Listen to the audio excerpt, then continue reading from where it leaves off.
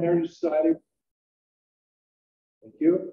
The Indiana German Heritage Society was founded in 1984, and we're a statewide organization. We're interested in anything related to anything German in Indiana, and also German American.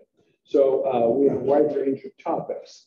We will continue then in April. Our program will be presented by Frau Reigler. She is a teacher of German, and she was going to be presenting about Jakob Schramm, who was a pioneer in Hancock County. So that's the county where Greenfield is. And he became famous because his letters back to his relatives in Germany in the 1830s were published in Germany. And then his, I think it was his granddaughter, Irma von Hutt Schramm, she translated them and they were published by the Indiana Historical Society. And it's a fascinating read of his voyage. And then once he comes to New York, he goes up the canal and Lake Erie and then the Ohio canals, and finally gets to that piece of land he never saw.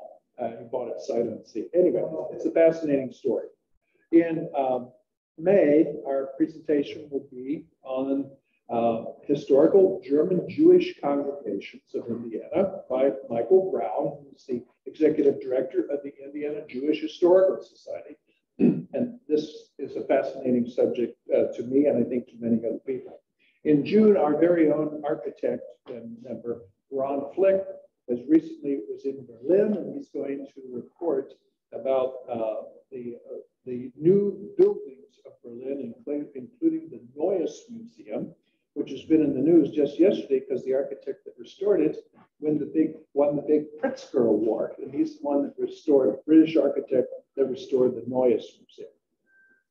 And then also on the 17th and 18th of March, the German Heritage Society will have its annual meeting on the 17th in the Sherman House in Batesville, and the following day in the Sherman House and in Oldenburg, we'll continue with our symposium, which will be a collection of historical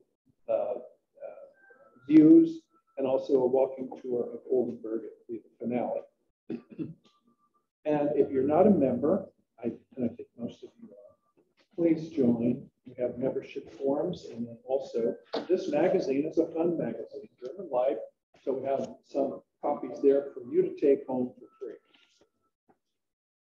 David Steele is our speaker, and I've been looking forward to this presentation because I've always puzzled over Hooks and Haag, both of them, both beginning with H, both with both vowels.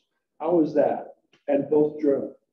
And so he's going to unravel that for us.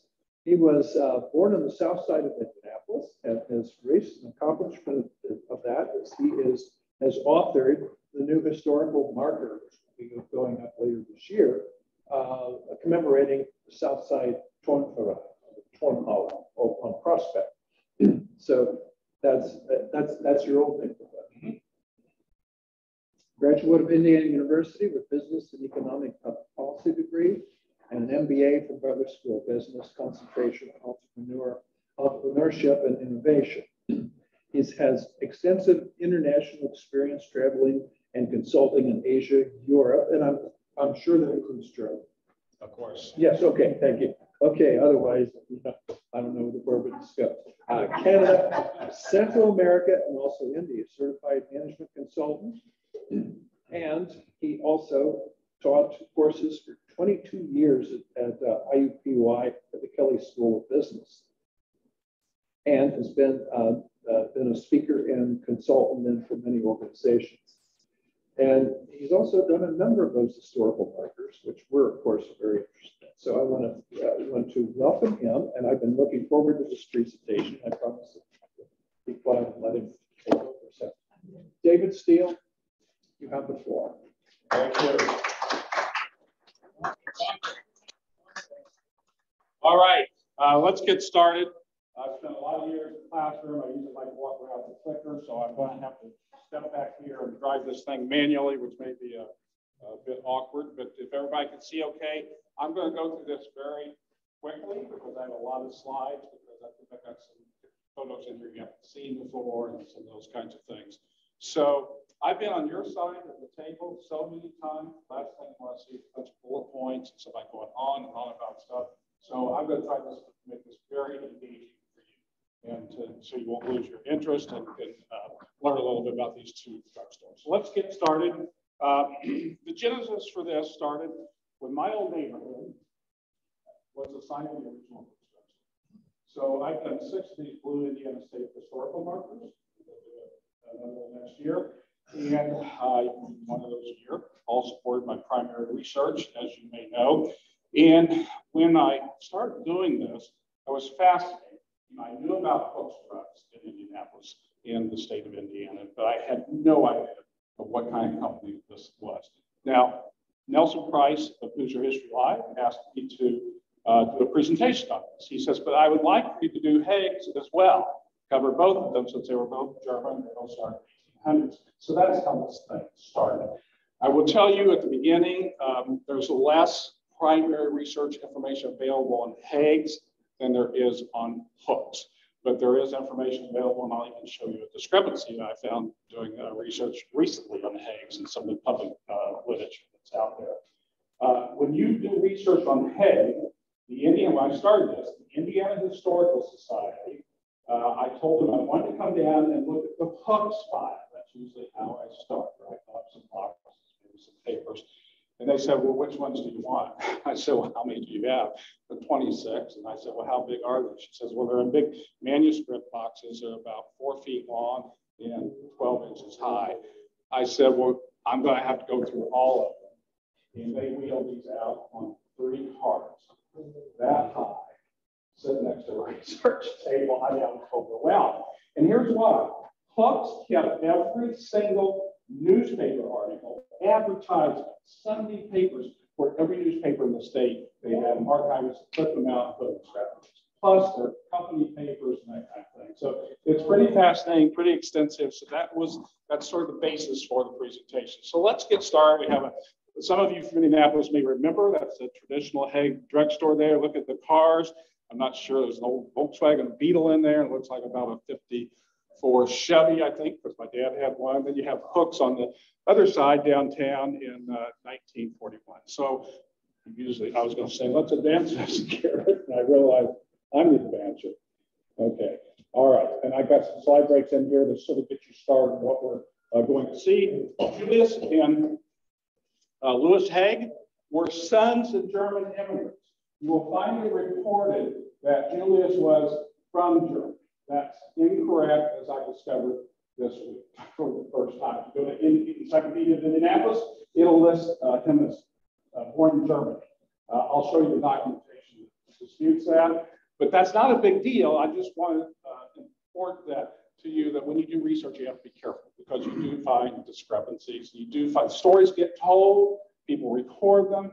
So they were sons of German immigrants is the point here. Founded in 1876. And so I'm going to, on slide 16, I'll talk about their parents.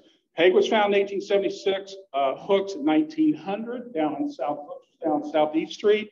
And there were 2 brothers who founded Haag. We're going to talk about Haag first, okay? Haag, and we'll transition into Hooks. There was a Herbert, I said Haas, I meant Haag. There was a Herbert Haag as well, which was a nephew. He'll come into play a few more slides down the road here, but there's not much information on him other than he was originally involved and that he ended up taking the store over for a short period of time. So Julius was born in Knoxville, Louis in Indianapolis, and here I got the footnotes about the research that shows their father was born in Germany and their mother was born in Germany. So they migrated to Indianapolis from Tennessee, their parents, after the Civil War. We good?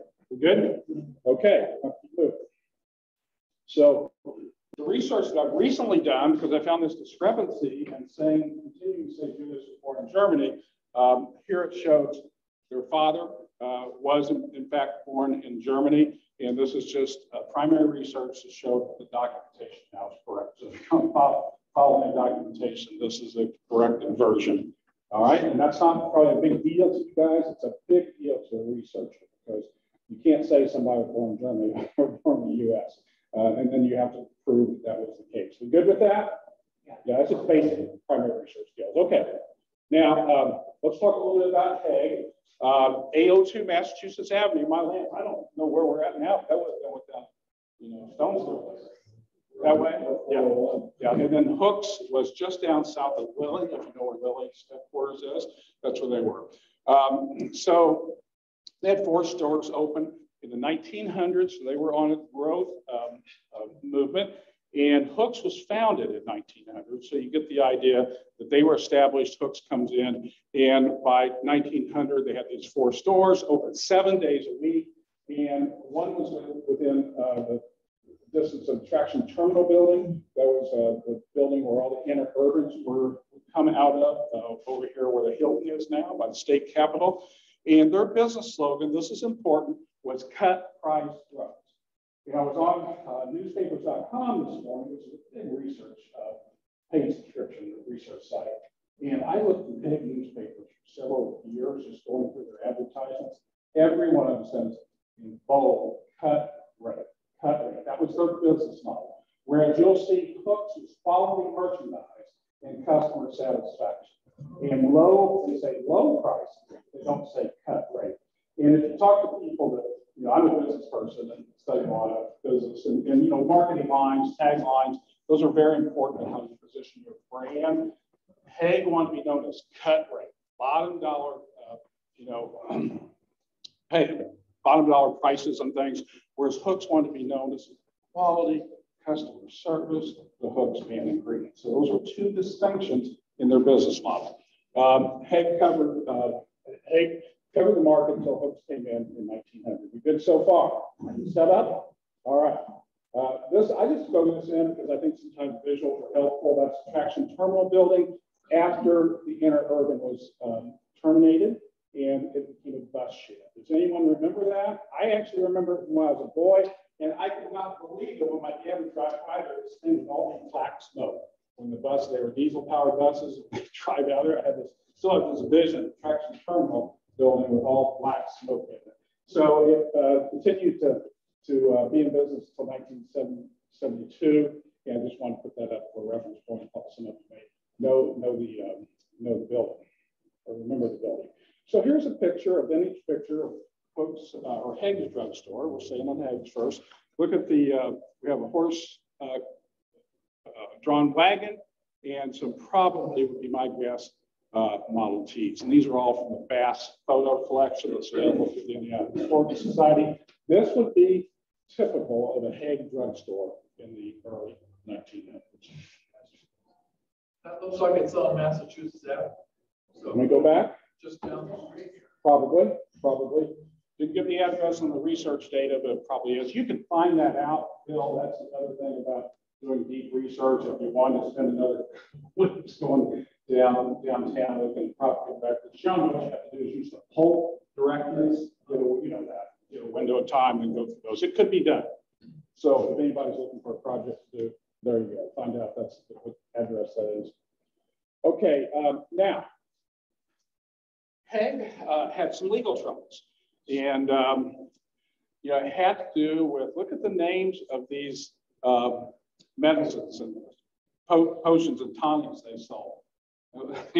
So this was, remember, just before Prohibition and those kinds of things. So you had the marshals and liquor policemen out looking at sales and those kinds of things. I don't ever read slides to you, and I'm not going to give you very many slides, which is just bullet point. This is worth taking a quick note of. And they testified that the people with prescriptions were told to use these only on doctor's care, sort of events and that kind of thing. In a minute, we'll learn that it didn't go very far. So half of their inventory was poured out ceremoniously by the U.S. Marshals in the street. And now we're going to see how this hit the papers. So we also noticed not just Louis and Julius, but this Herbert Haag, the nephew, enters the scene. There's not a lot out there on him. What I am assuming didn't get indicted and sent to prison. because I couldn't find anything from a cursory review on that. That was not part of my research I was doing. It was on Herbert, but that'd be another thing that somebody wants to find out what happened to him. I assume his case was thrown out. But that's an assumption. So this became very serious. Now, you're going to see in their obituaries here in a minute, which I looked at when I was doing this research, and they're very nice obituaries. Not one thing was mentioned about this particular issue. And when I talk about an individual history live, I didn't talk about Haag other than this happened. We have to say it because it's part of their history. But they were a great store, and they were here for a very, very long time. So that's my only import to that. And we'll go ahead and move on. And Herbert ended up taking the business over and sold it in 29, which would have been the first crash of the stock market, right? Okay, good so far? So what happened next? We have this trial, placed in jail, and Herbert runs the chain then, and then sold to two guys, and then they grew a bit more. And then a guy named Sam Moxley, if you study much about Haag, you'll see his name, because he's the guy that then made the sort of the second dent on the business, and he was related to one of the Ball brothers and had supposedly some very good business skills and connections and capital backing. So Moxley took the place farther and continued the growth of Haag, but they never changed. If people look up to the last couple of years of advertisements, they never cut that brand tagline, cut rate prices. They always use that until the end. They started, unlike Cook's, Haag started selling all kinds of things. They had a hobby shop. You could buy these little, kids used to have little plastic Lavelle models. You could buy those kinds of things. Whereas Hooks, you couldn't buy that. And so what they were trying to do at Haag was have all kinds of things. People would come there for everything and cut rate prices, not just drugs and those kinds of products. So then Haag's was bought by Peoples, if you remember that, and then later consumed by the conglomerate CBS. We good? Okay. Going okay for you? All right. Good. So now, Haag. Did they change their name in 1980 to no longer Haag's? Or was it Peoples? When they were bought, yeah. Yeah. Yep. Yeah. Sometimes acquisitions, they don't change the name, they continue the brand. And I don't know, that would be a good research project as to why they did that. Maybe because of the indictment and that kind of thing. You never know. Question. Yeah. Now, are we talking these are business people, or are we talking they were the pharmacists? Business people. They were just business I'm people. talking about the owners. Okay, just the owners. Okay, because I didn't know if they were pharmacists that started it or business people. So Both was. Haag's were the business guys. Oh. Yeah. But Julius, I have a clip in here you'll see in his obituary, I think. We'll see it here in a minute. They talk about him being a pharmacist at the Denison Hotel. So I assume he was a pharmacist by training and then started the drugstore. So they weren't doctors, they were pharmacists. Okay. Or was both. None of them were physicians. Okay. Okay, we good? Yeah, I got it. All right. So now, why in the world would Haag own the Huddle restaurant in Cambridge? We don't know. They ended up buying this. The Huddle, they had connected to several of the restaurants. If you go out to East Washington Street, it's a Mexican restaurant now, but the Huddle building is still there. It was a very prominent building, had a curved dining room out in front, it's still there. And if you walk through the Huddle through a doorway like here, you would end up in the drugstore. So, it's most likely a way to cross promote, come and have dinner, or you could just stop and get a prescription filled or some aspirin, whatever the case may be. That's what you can assume. I don't know about Haag, but when I interviewed Hooks, former Hooks board member who's still around, he said he had no idea why they had, because they have a restaurant as well. I just want you to know, if you go to the Huddle restaurant, it was owned by Haag as well. The Empress was a famous nightclub on North Meridian, 2200 North Meridian, where Citizens Gas is now. And they had such famous people like Gene Krupa, the drummer. His orchestra played in there. It was really a hot spot on North Floridian. Was a thriving area for nightlife, restaurants, nightclubs. Okay, now let's talk a little bit about the Huddle and how many stores they had. So look at all the stores they had in the chain, in terms of chain restaurants. And the one in Meridian was called the Embers. It was the only one branded differently than Huddles. Okay, and I think that's probably all. Yeah, it's in Fort Wayne. I thought it was at Fort Wayne. You remember? Yeah. Yeah. Let me ask you if you remember this. What's your name again? Selkie. What's your name? Ken Selkie. Do you remember the Huddle Burger? Fort Wayne, when I was a kid, Fort Wayne was like going to the other side of the world. Yeah. But I remember, I do remember Huddle, and I remember Embers. Well, the Huddle Burger was a big thing, the charbroiled Huddle Burger. Nelson Price and I talked about this. I used to go there and get them, and he did too, so that's why I put that in there. Sort of fun little slide. If you went to, and they were open 24 hours. So back in those days, restaurants were open 24 hours. Nightclubs would shut down at 12. Everything was open night shift. Nightclub. Embers would close down. You got finished listening to Gene Krupa. You go to the Huddle over between there and get charbroiled Huddle Burger, charbroiled hamburger, sort of new and delicious. So, now, here's the Embers on North Meridian Street. Bill, I don't know if you remember this, but that building was just wrecked 22 years ago. And the reason I know that is I had an office.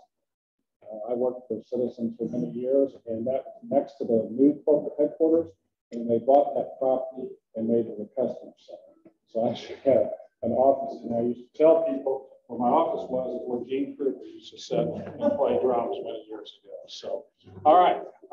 And I think that you can see the names of people that were there.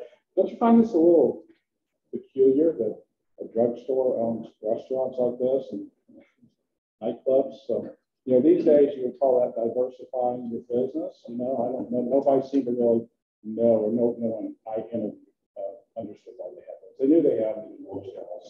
Okay. So, passing to Julius and Lewis, they're both buried in Crown Hill Cemetery. And I don't know if you've ever been to Crown Hill, but it's a beautiful cemetery. Here is the obituaries, and here it says Mr. Haag's parents came to America from Germany, settling in Tennessee, Indianapolis. Over here we say that Julius was born in Knoxville, Tennessee. So it's clear the parents came from Germany, moved to Tennessee, had Julius there, and then Lewis here in Indianapolis. Okay, good with that? That's how I figured that out, doing research on the primary research. So, Brought the parents here. Don't know. I think it's part of the immigration movement. There's a lot of people coming to Germany. The near south side is primarily German. If you go south of Lilly, south of I-70, where the turn is, those places, that was primarily a German community. And we'll talk about that here. I don't know why the parents came, other than my great grandfather came from Germany. I don't know why. I assume he came here for work and way of life in America then. Okay, look at these guys. There they are. There are no pictures available. Photographs in the 1800s. There are some photographs, if you don't know, but they were very expensive. The photography process was very expensive. So if you were a family, you had a camera, you would go out and take pictures or use portraits, sketches. So here's a, I don't know what these are actually, if they're paintings or sketches, they look like sketches, but again, there's the dates of their birth, a year apart, both buried in Okay, now are we good with Haag? That's what I have on Haag. Hard to, not a lot of stuff out there in Haag, like the Indiana Historical Society has on Haag. So we ready to move on? Yeah, we doing okay? All right, so here's John Hook. John August Hook was his name. And he was a graduate of Cincinnati College of Pharmacy and moved to Indianapolis. He too was the son of German immigrants, but he was born here. And a lot of the Germans were in Cincinnati, right? And They migrated. If you talk to the people that are German in Indianapolis, they'll tell you those stories about the German communities in Cincinnati. So I'm assuming that's part of that movement. Let's talk a little bit about background. I really like this this photograph. We'll cover this and I'll go to photograph. So he called it his apotheke, which means German drugstore, and he served the Fountain Square neighborhood, which was primarily German, not all German, but it had a large German immigrant neighborhood at that time. He was a young pharmacist, not a doctor, or not just a businessman starting a drugstore. And he soon began expanding his business and grew to what you'll see here in just a minute. The original Hooks was the Southeast and Prospect Street. Many of the Hooks buildings, as they grew, were designed and built by Vonnegut and Bowen, which some of you know follow German history in Indianapolis. That's the Kurt Vonnegut family, Bernard Vonnegut. That's all that family, and they were the most prominent architectural firm in Indianapolis at that time. Yeah, right. That's exactly right. That's exactly right. Okay. So I love this photo here. Let me get over here. I only found this photo this year. This is a Hooks drugstore. Red squares around this. This is E Street, and this is Morris Street. So this is literally about a mile south of here at the most, okay? You know where the Lilly Corporate Center is, it's down in that area. This thing here is called a parapet. This little thing on the top, and that's an architectural feature. It has to do with flashing and how they do it. It's a little piece that stands up. Sometimes you'll see an initial in there or name or erected, that kind of thing. And we were able to ID the building based on an architect, an historical architect of the city who I know said, well, you can tell by the central extended parapet. So there you go. Impress your friends by tucking that name into your vocabulary tonight, okay? That's looking north. That photo's looking north. I had never seen this photo until sometime in the last year, so we stumbled across it in a lady's archive, professional historical stuff. It's a cool picture. This is a picture you're probably more familiar with if you've ever seen a picture of the Hooks store. Now this is looking south. The other one was looking north on East Street. This is looking south. What do we see up there? What's it called? Good. Air high five. Parapet. So you can go home and have a new word in your vocabulary. Have that, Travis? Parapet. And my wife would be thrilled. Apparently there was a dentist office in here, cigars. There's a little bit better picture of this, bicycles, those kinds of things. And that was the first one at 53. It was demolished when they widened Southeast Street. And if you go there now, you can go about a block south of Garfield Park, see the original two-lane East Street. And then if you look at north, you can see where it was white. Okay? The newspapers report this always as the Interloop Expressway. It was really white on East Street. Physically, you can see the white occurred because the Interloop's I-7. I think a lot of years have gone by. You know, for instance, I-7 is closed. It's probably why it was wrecked. Also, there was Madison Avenue Expressway was built, and they wrecked a bunch of houses for that. So, you know, if you do historical research, you'll find stories. You know, they're not really urban legends kind of thing, but they do get passed around. People tell the stories, and then pretty soon you have something that's not exactly correct. Here's a better picture of the drugstore. I like that picture there. You know, look at the times here. Hooks Drugs, the logo's still very similar, the apostrophe. Economy drugstores, that's what they always use as their moniker. And you can actually see closing shutters. These are real shutters with hinges on them. And I'll show you some interesting things about the inside in a minute. There's 1,000 square feet. And he didn't serve just Germans, but there was a large German population. So naturally, they visited his drugstore, and he had a very nice business as a result of locating in that German neighborhood. Travis, what's that called? Sorry.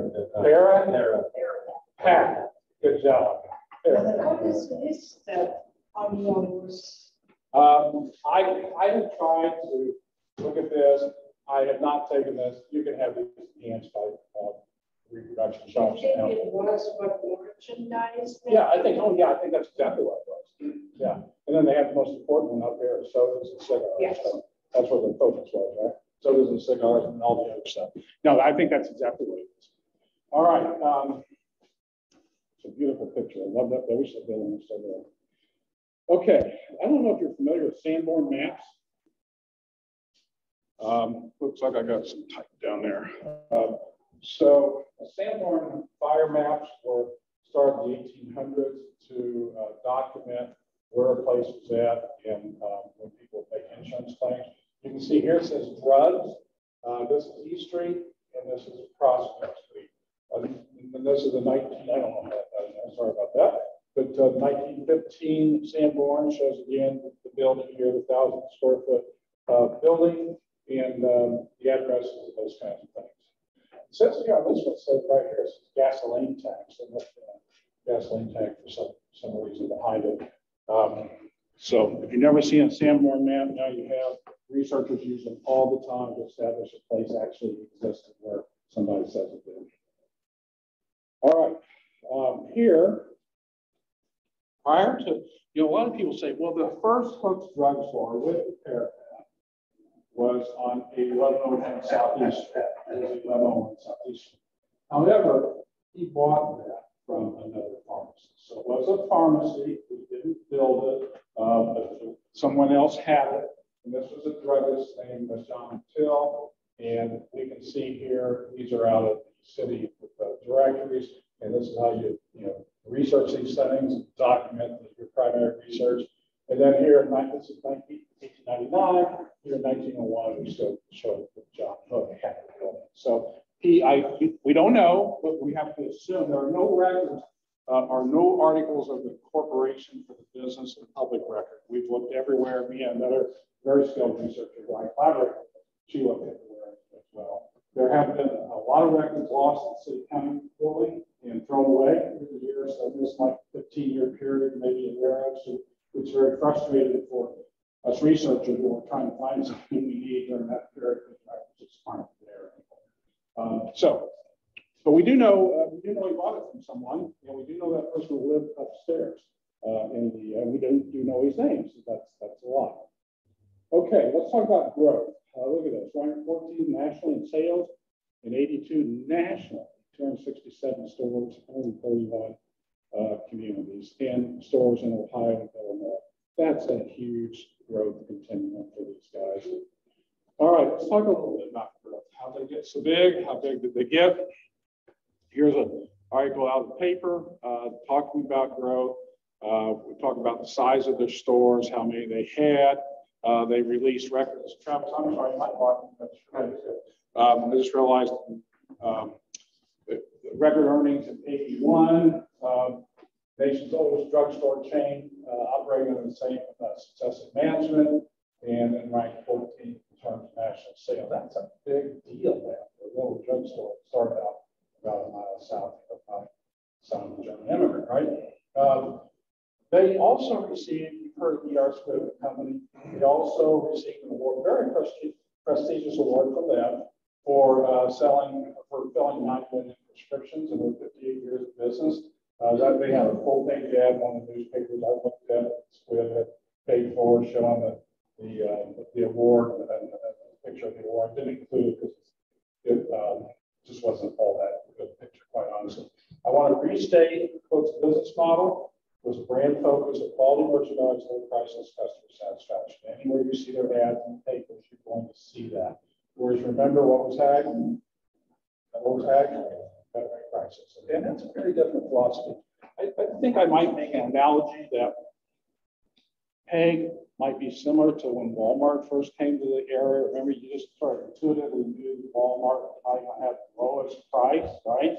But if you went to Target, you might have a little bit more pizzazz, customer service, Anyway, that's my personal subjective. What's that? You mean Tarzan?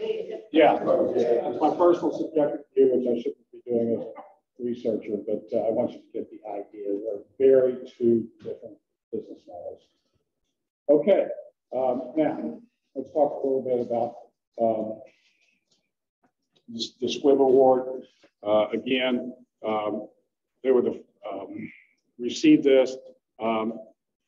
Squibb was a huge manufacturer at the time, very well known, gave this award, and there's the news article about it. Garrett, my colleague here, Garrett, works for Eli Lilly, and Garrett Lilly was president for this award. They sent, I think, another vice president. There's a picture in the archive of him with them when the Hooks executives received that award. So you're starting to feel Hooks is a real deal, right? It's a big company, big national brand, starting to set a lot of records. Okay, let's talk a bit about innovation, because innovation is part of what keeps you ahead of competitors. So what they did is they advertised protection and packaging. Remember the brown bottles and the caps when those first came out? Hooks was the first place. They didn't invent it. They don't have a patent on it, but they were the first drugstore in this region that adopted that practice. That was a big deal. They ran more ads that told you about research idea, go through these scrapbooks and articles, advertisements. They were advertised in those days every Sunday paper. And remember, we got the paper in Indianapolis twice a day, in the morning and the evening. Indianapolis Star, plus we had Indianapolis Times, which was a competitor paper business. So these guys were doing print advertising all the time and had the amber color, the lockout, and here both are offered at no extra cost to customers. That gets back to the point of them saying they were wanting to keep lower costs, not cut. There's a difference in how that marketing term works. Okay, now let's talk about community. This is probably the most significant thing I discovered when I was researching and learning about Hooks was all the things they were involved in the community. They were everywhere, and they had a wonderful ethic about serving the community, being involved in the community. Their employees are volunteering in the community. So John Hook was very active in Boy Scouts, and then Bud Hook, his son, became very, very active.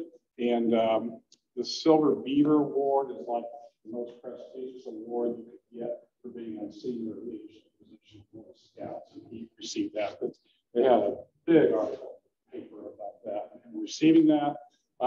Hook's pharmacists, they encouraged them to volunteer in the communities, to go out and talk to schools and help people understand the role of medicine and how to be responsible in taking medication and storing it, and all those kinds of things that go along with that responsibility.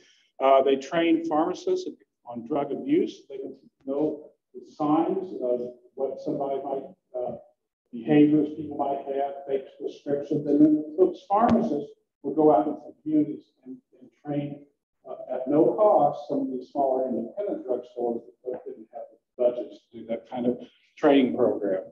They ran floats in the 500 parade, and they had this orientation toward decency in literature. And I don't know, I assume everyone in here can remember the days you go in a drugstore, the magazine rack, and they'd have little pieces of plywood with a little thing you like a doorknob on. Those were the girly magazines that would be up there, and they'd cover them up, right? So Hooks never had that. Hooks never had that in the drugstore. And it got very, very prominent, and they initiated a campaign to have decent literature in their stores. That's a pretty big deal at that time. And so they received some awards for the citizens of decent literature and that kind of thing. Again, very involved in the community, wanting to be responsible business leaders and practitioners. So they also promoted information on poison. Some of you may remember when we first had the Poison Center at General Hospital, and then became Wisher Hospital, probably in the late 60s, early 70s. And Hooks there was a national campaign. Hooks bought into it and led it here in the state of Indiana. Had this little guy named Mr. Yuck that would be on for kids to see on a bottle, and you teach your kids if you see Mr. Yuck, open that bottle, that kind of stuff. And you guys, this is good stuff. You think of what we call these days corporate citizenship. Those days we call it, being involved in the community and helping the people where you have your stores. This is as good as it gets. And I was really, really impressed as I did the research on Hooks effort in this regard. So this is a campaign against obscene literature. They received an award for it. Like I say, this was the days of Playboy, that kind of thing that was uncommon to see on magazine stands in stores, primarily drugstores, and that's what they were campaigning against and receiving awards for as well. 500 Festival float, active in the 500 Festival every year. Let's talk about diversity and inclusion. We hear that a lot. I'm sorry. I've got my next slide up here. It shows me in the corner. My next slide I have to go over that. So diversity and inclusion is next. Right now we're going to talk about diversity. How many companies took the money out of the budgets to do a documentary and showcase how great it is, and then pay for its promotion and distribution? Hooks did exactly that. It was called At Home in Indiana, and again, it was a 1-hour TV special. They used it for churches, civic, Boy Scouts, Cub Scouts, school programs. I just think that's the kind of thing that tells you about how Hook ran their drugstore. These days you'd be hard pressed to find a company that would be willing to take that out earnings to a pro bono documentary on the state of the opera again. So I think that's noteworthy and why it's an important point of the story. All right, diversity and inclusion. We hear that a lot these days. I want to tell you how far Hooks was ahead of the curve. This gentleman here, Mr. Bell, he did something. He was one of the first African Americans, blacks then is what we would say, first black manager at Hooks. Was a real fast tracker, really well respected by his peers. And talking about world political correctness, he created something. They sort of let him run his store in a black neighborhood, actually up here in Illinois. They just left him alone and said, "You know this area. You know the people in the area. We want you to take this store and show these people we are here to serve their needs and provide them good customer service." And he did exactly that. And he did one thing called Santa Claus Comes to the Ghetto. It was in the paper. You have said that now. You'd have a hard news cameras would probably show up at the doorstep, right? But he thought, okay, that's how my area is seen. I'm going to do a cute little catchphrase. And he had, it was very, very successful. So I followed his career. I can't remember, he ultimately ended up leaving Hooks and going somewhere else and doing very, very well. So now we have Ray Crow. If anybody remembers Ray Crow, he was hired by Hooks as well in '73. Ray was the coach that took Addicts to the state championship, and they won. They're at the end, a very controversial state championship in title, but he was a Hooks employee. And this was a time when Hooks was trying to show the black community that they had jobs for them and places for them to work.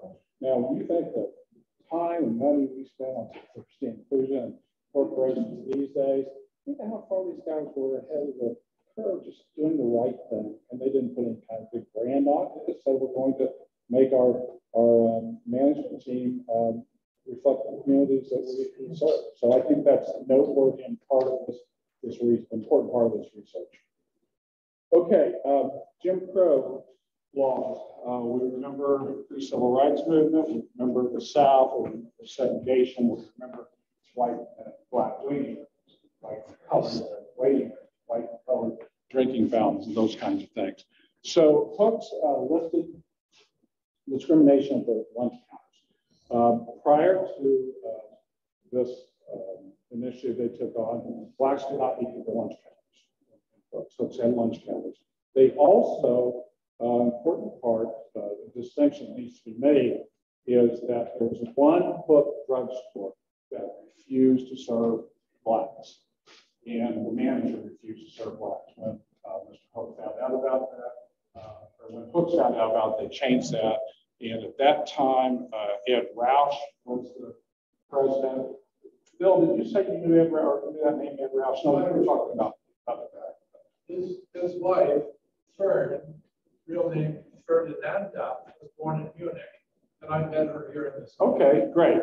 So he, as soon as he found out that that had happened at a Hook's drugstore lunch counter, he changed that. And look at the date on this, you guys. This is 1947, not 1964, not after Martin Luther King marched in Washington. So, you know, the reason I put this in here is because, you know, the Historical Society, when I was working on the final text that Mark that has that in there, we sat around, we couldn't believe that. We had that date right, checked that several times in primary sources. That's before I was born. It's way ahead of the curve. So I just thought that's important for you to know that. All right, let's talk about John Cook's passing.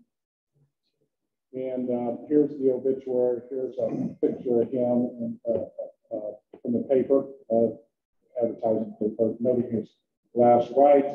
He was succeeded by Ed Roush, who became president in '56, and after Ed's passing, Bud Hook, that's John Hook's son, Bud Hook, took over the business. He's very, very well respected, and the Hook's employees talk about him like he's their father. They love this guy. You go to the Hook's Museum at the Fairgrounds, there's a room up to the left, and that was his office. He still, after the 1966 State Fair, he asked the State Fair Board to build an office there because that's how much he loved his company, being around his artifacts, researching it, and writing about it. And so that was his office there in the building. He's buried in Crown Hill as well. And again, I want you to remember this tagline: quality merchandise, money-saving prices, and customer satisfaction. Now, what was the Haag tagline? Okay, right. Very important, young business professor, very important distinction in brand positioning and brand equity and how you're trying to position your company from the brand perspective. Okay, so now we're going to go to the drugstore. We're getting close to wrapping up here. So now we're going to the drugstore museum. This is, I don't know how many of you have been out there. This was part of the 1966 Indiana State Fair assessment, and the governor had asked for people to come up with ideas of businesses and how they could showcase things in Indianapolis that are of importance of the company. So Hooks had this idea of creating this old drugstore, like back in the early 1900s with soda fountains, that kind of thing. And Ed Whitman, who was governor at the time, actually just a couple of years ago, recognized the museum as a significant corporate, as the most significant corporate contribution to the sesquicentennial celebration. And if you go in that place and haven't been there a while, they have the artifacts are unique, they're unusual, they have a huge collection of very unique bottles, glass, and all the things that a druggist would use in creating compounds. And during the state fair, you can go in there and get a phosphate or one of the old drinks you can expect to be served at a soda fountain orders. Okay, now Life Haag, Hooks had a restaurant chain too, called the Knife and Fork. Anyone remember it? Yeah, okay, good. Again, I interviewed a former board member, and Mark told me, he said, I remember these things. He said they were not an important part of the financial reports, so obviously they weren't big money makers. And he said, I quite honestly don't remember why we had them. They were sort of a small part of the business. And, to make sure you guys didn't say, oh yeah, sure, they had a restaurant too. Here's one of their signs. And then Knife and Forks were adjacent to the restaurant. We can only assume that the idea was you come in, get a prescription, pick something up on your after you leave the restaurant. Here, this is a little service pin, like you wear on your lapel, seniority, that kind of thing. And I found that on eBay, actually. So those are still out there. Okay. A friend of mine had one of those, and he said he got it. I think it's maybe a rewards program. Okay, could be. That's what he said, and it's a tie clip, right? Yeah, yeah. Or lapel. He was very proud of it. Yeah, well, that's why companies have those, what they call service awards. If you go to Steakhouse St. Elmo in Indianapolis, been there since 1902, all the employees have a little service tag they wear on their collars. And I think one from 1 year up, they had a guy that just retired a couple years ago, had one for 45 years. So, you know, employees take a lot of pride in those kinds of things. And it also tells you that the United Corporation is a fluke. You know, they actually co-branded it and had these little pins. So I thought that was interesting. They had, Mark thought they had 5 or 6. He did remember one on Post Road. Didn't remember much about the restaurants at all. I couldn't find much anything in research. They had one at 40th and Illinois. Then they had the one in Brooklyn. That was also I was told it was Okay. Okay, good. Thanks. Okay, now we're going to talk about a marker installed in 2022 at the original Hooks drugstore. Here's what it looks like. A two-sided. They used to be one-sided. See the old ones? It says the same thing on the east side at Home Valley, right? You can imagine the research on this, right? It takes about a year for me to finish the primary research on one of these markers. And you got to put it all in 320 words per character. So include spaces. So that's a tough one to do. But anyway, this one we put the civic mindedness. You're going to see the themes I highlight. Trick here. One point this out. So we talked about South German immigrants, right? That was an important part of John Hooks' legacy. Pharmacy school, Deutsche Apotheke's, the building was raised. Didn't need to tell why. You don't have to go into all that kind of details. Just want people to know if they go there. It's not the actual car lot now. Small family business, and then you want to talk about growth. Under my side of growth, I want to tell that story, the historical marker. Then we want to talk about the civic mindedness, Boy Scouts, all those kinds of things, desegregation, hired minorities for management, and then doing this community service stuff, drug abuse training. And then we want to finish with the historical museum because it's still there, and it won a governor's award, called it the most important sesquicentennial display there at the State Museum.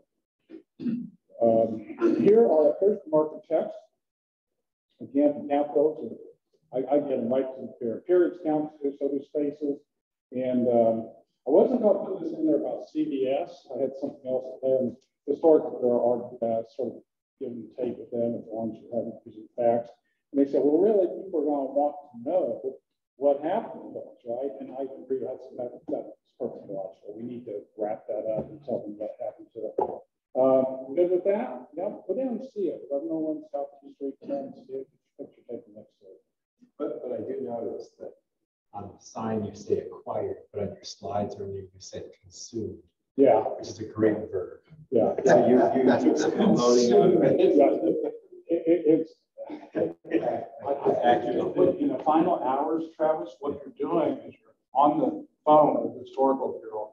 You're using the thesaurus and stuff like that to see if you can eliminate, find another word that'll work, that'll eliminate 2 characters.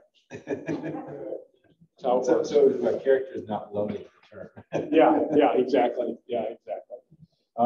Didn't Peoples have books before CBS for a brief time? Yeah, we had that inside. Oh, okay. Yeah, it was in there early on.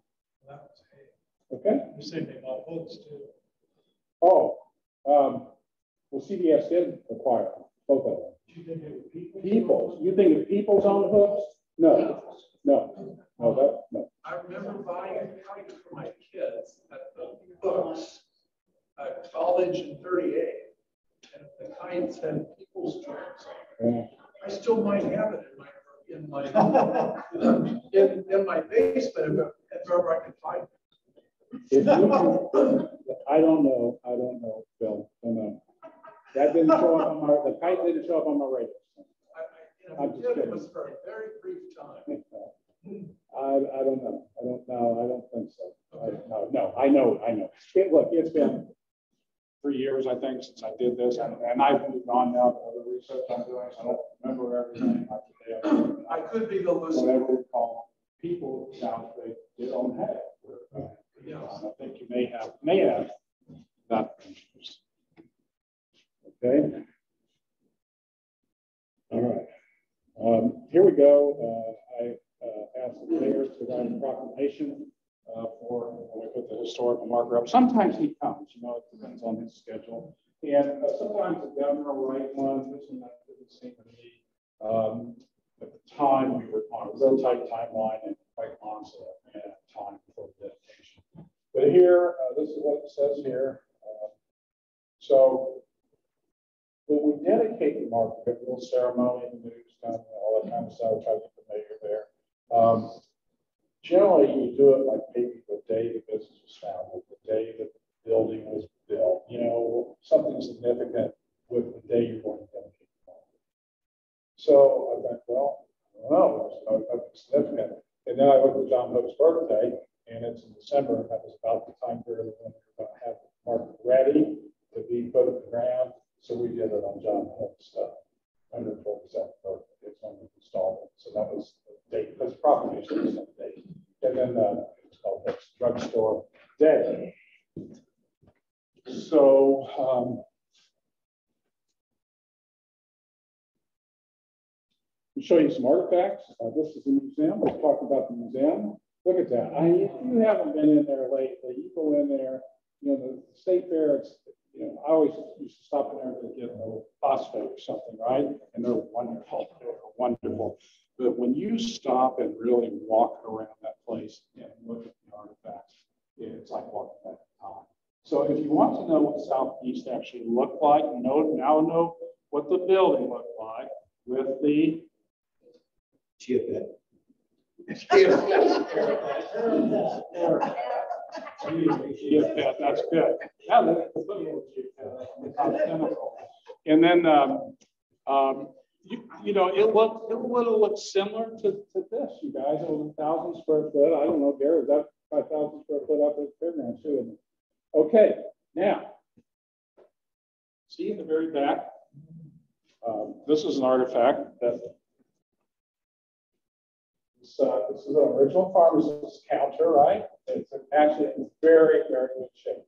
This is the original one of John Hope's drugstore, 1101 Southeast Street, where he would stand and make comments. And it is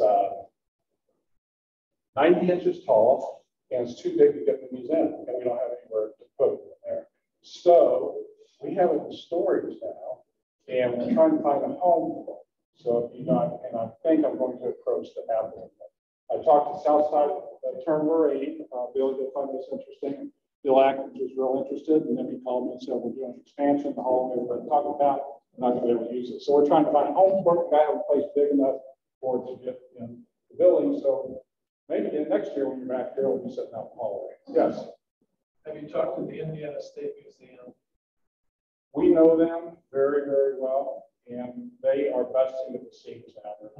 If you go in their basement, they've got Jackson 5's track case there from when they used to go on the road, sitting in a shelf. And that's the kind of stuff they have in that museum. Dinosaur bones. You walk through the basement storage areas, it's crammed to top to bottom, side to side. Mark Rushman is the curator. Yeah, I know Mark real well. Yep, know Mark real well. This is some kind of drug machine or something that these things you pour. This may have been like a what do you call that? A phosphate thing, a dispenser. This thing's marble, and two men could not move it. I was out there with another board member, and he and I tried to just push it, and we couldn't push it an inch. So that's all marble. This is 90 inches tall. This is an original display case, original Phillips on Southeast Street. Look at these beautiful, ornate shelving units. I had my ruler out there that day trying to measure it because we were looking for a home for this thing. If you think of anything, let me know. They probably put a balance on it. So things that are that heavy, like for example, marble, is probably a balance for this. So I have some metal on that. You can't. Yeah. Exactly. Yeah, that would take professional. They have to have a hydraulic check thing. So why is it in storage? This is one of those typical storage sheds you see in neighborhoods, and so anyway, enough on that. I just I want nothing to happen there. When I found they had it, you know, I had went in there when this was a cold winter day. I could picture John Hook there in 1902, 1903, mixing his compounds up. And I said, we cannot let anything happen to this thing. So out in the hallway here, that's where this thing's going to go, out here. Fits in perfectly. All right. Now, I know Craig, the executive director, and I think I'll call him about that. Just came to us this week thinking about this. All right, now, there we go. Thanks, guys. I hope this was useful to you and informative, and you learned a little bit about Haag's cut rate, prices, and you learned a little bit about Hook's quality merchandise, low cost or low prices, I think they said, and customer satisfaction.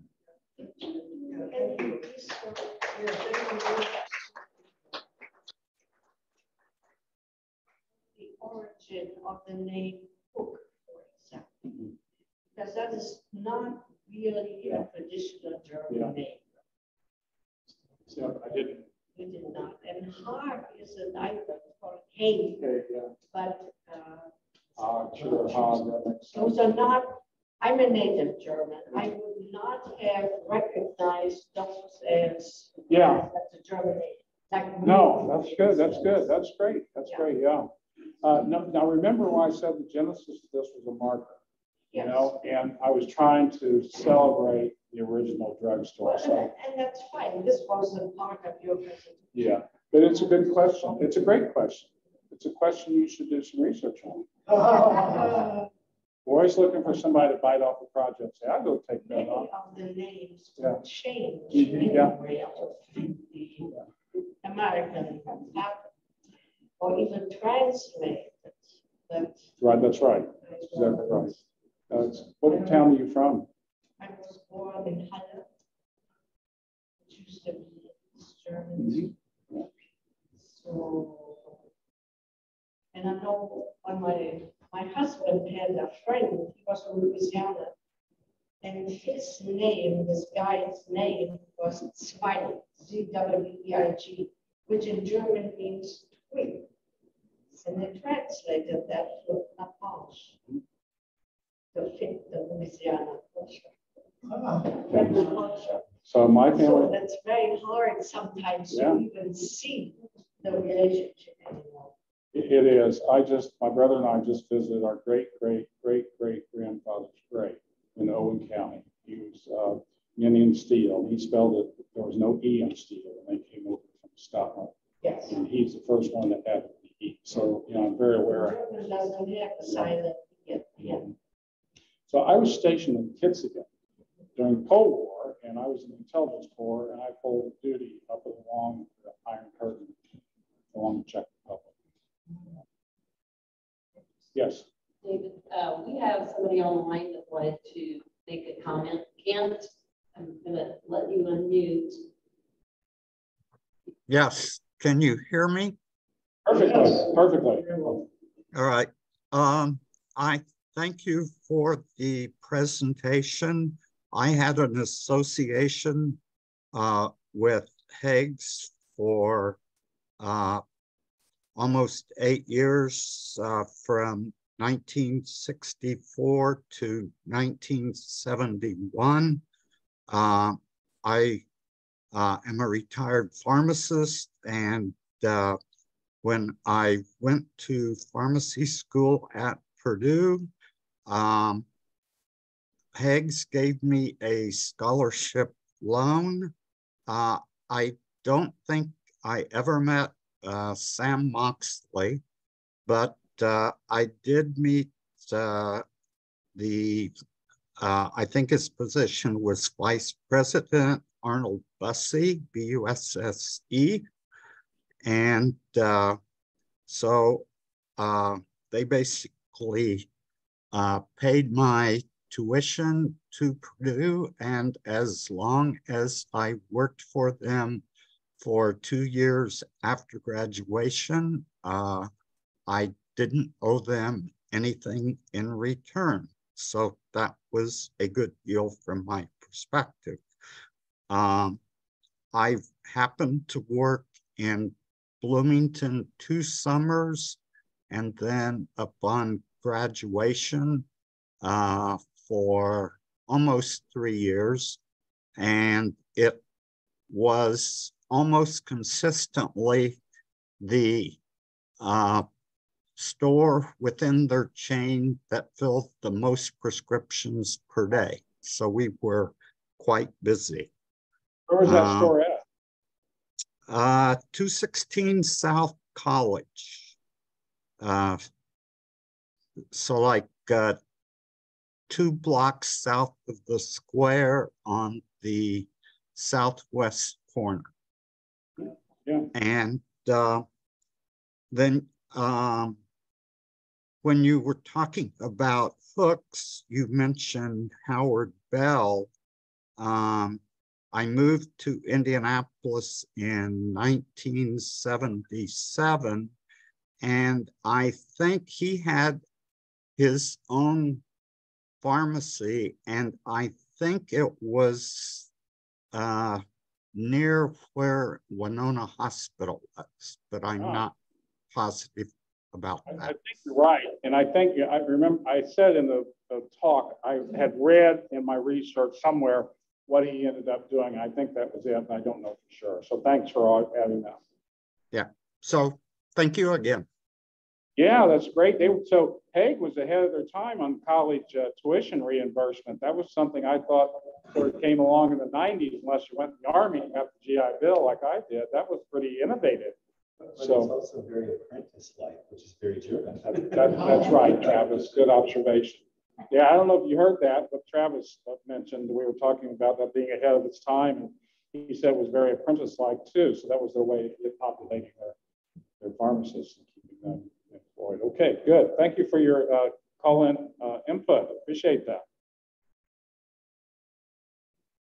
Bill? The Indianapolis Encyclopedia has gone digital. Yeah. So I was invited to improve some of my entries in it. Okay. And so I did some updating, a little better research. Yeah. From 94. And then I read an entry about German Park, and I read that, and I said, let me redo this. Yeah. This is a train wreck. I have the same feeling because I read that recently as well. Yeah, so they'll let you go. You won't get paid. Yeah. They'll let you rewrite these or add more. But it's like Wiki, right? Yeah. Indianapolis Encyclopedia, some historian that went, with a team of 1,000 and wrote that thing. They contract that out, and you can be wrong as a researcher. You can be wrong, and I've learned to use words like it's inconclusive, but we think that there's enough research to say this or that. I was doing that with the Revolutionary War soldier now. A lot of people say he was in the Revolutionary War. And I'm working with a Yale-educated PhD researcher. She says, I don't think that's the case. So, and good researchers will tell you that. Like I didn't just put pegs or some German immigrants. I just found that out 2 days ago. I was preparing for this and preparing some slides, and I went back to Indianapolis Encyclopedia to double check that and said, oh, many times it says Julius was and born in Germany.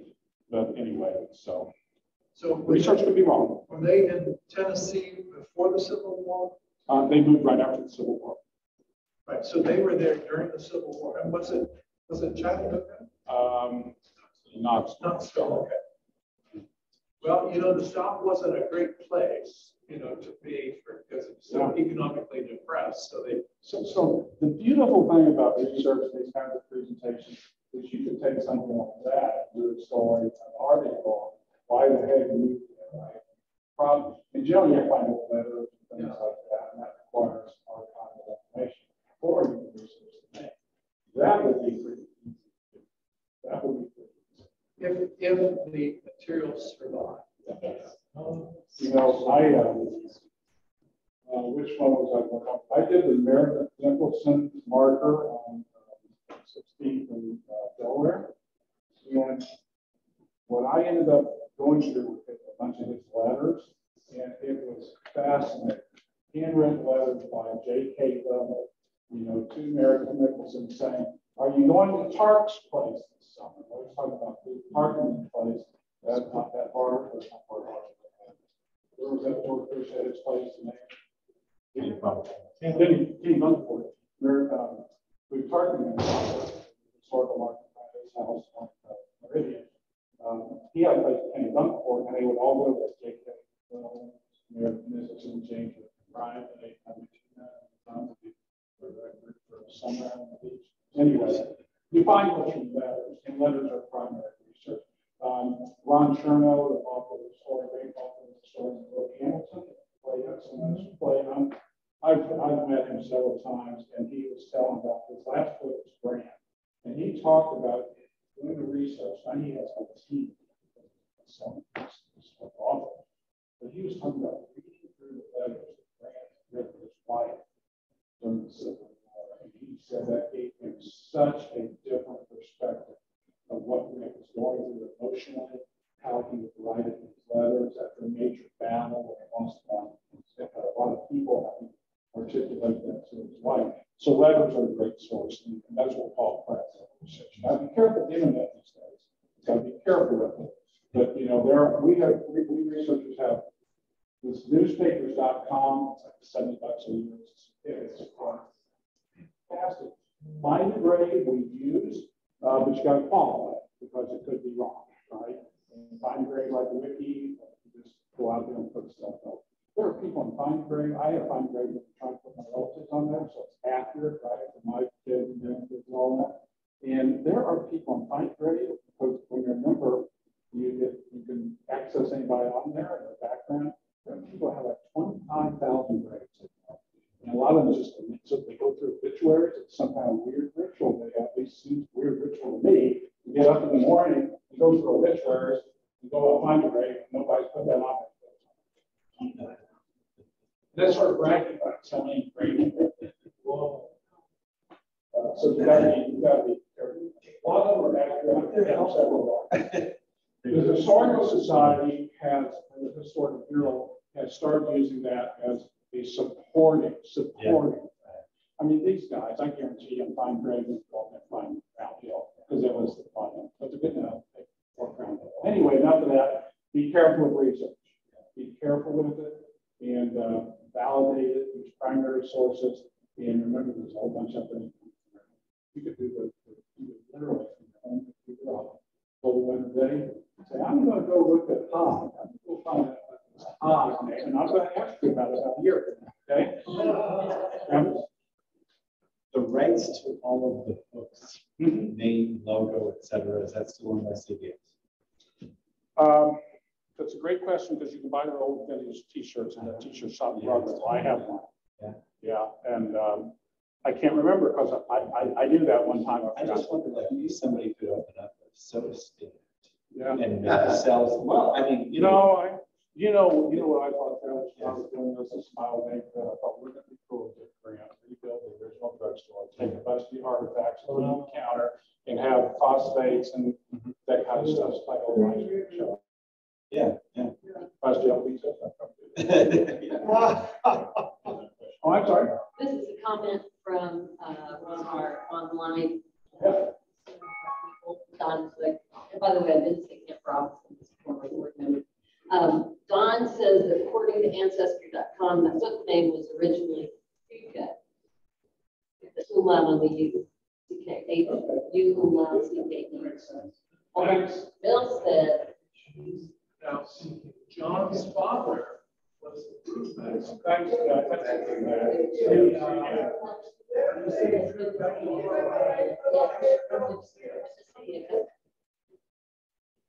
John's father, I think it was August, he was a brewmaster for the brewery. He was at Eastern Washington. And it's that northeastern, southeastern. Yeah.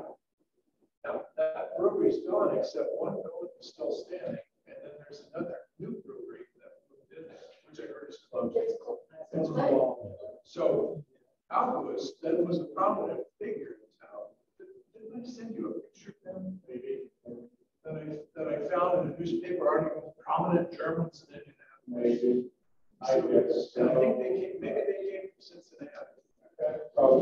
Yeah, but he was a brewmaster of one of several breweries here. Not the biggest brewery, but there were several breweries. Well, Germans know how to prepare, don't they? That's one of the things we need to thank. And you're welcome. I see, that ancestry, I assume he was doing that while we were talking. Yes. So imagine being a college professor, classroom, and you're lecturing, and the lecturer, you've got six, I have six students. They're all fact checking. Mine are on Facebook. Mine are on Facebook. Live lecture. So that's good. So ancestry is a good resource. Again, got to be careful with this thing. Just be careful. Yeah. My brother and I have gone back in the steels and Kaisers to German style. We got it. He's a scientist. So his research that we fleshed out. People tell stories. People tell, well, he lived in Ireland. We've got the documentation to show something. It's not there.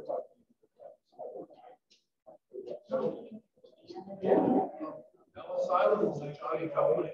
Yeah, right. And then even when I talked with the, I did some work on the fish lady now, it was a very progressive person.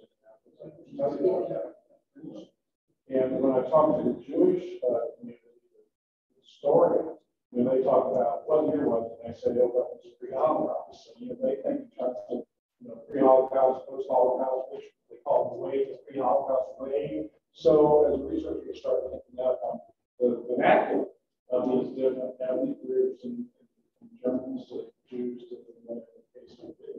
And it's just fascinating to move around a lot, particularly with masterful work. So you need to accept that people wrote everything by hand. And depending on how good your penmanship was, that's how your name ended up. That's right. And it's not easy sometimes to decipher what is this name? Is this an N or a U or something? Yeah, we got an N as my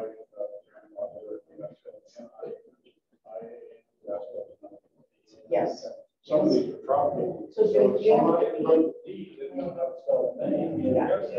careful. Sanskrit They are.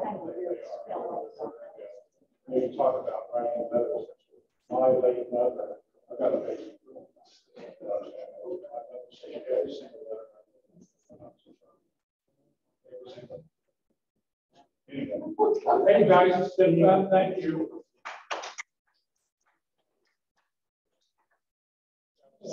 Well, thank you, of course. But it worked out. So, keep us abreast of any of the information or I want to the update on the. I want to recognize Travis for his technology support. Thank you very much. It makes a big difference. And I want to thank Garrett Adams of Lilly, who's a colleague of mine who also has helped out here. He was your guy.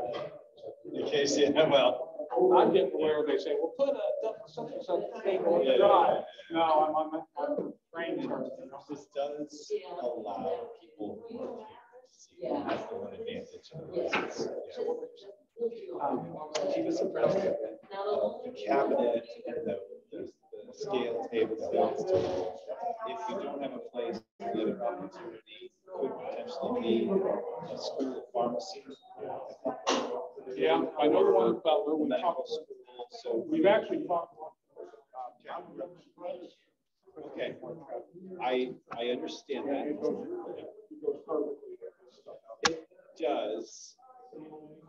It does, and then it's just a matter of where here would it actually fit, where would be safe and appreciated. Yeah, exactly. Because thank you for this thing. yeah.